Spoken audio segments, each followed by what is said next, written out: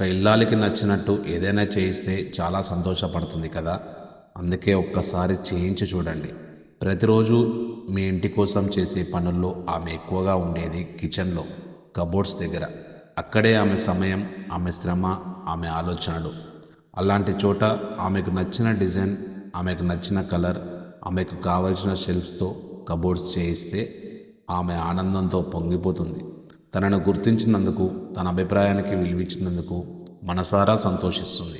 ఎందుకంటే ఇల్లాలు అంటే మీ ఇంటికి వెలుగు.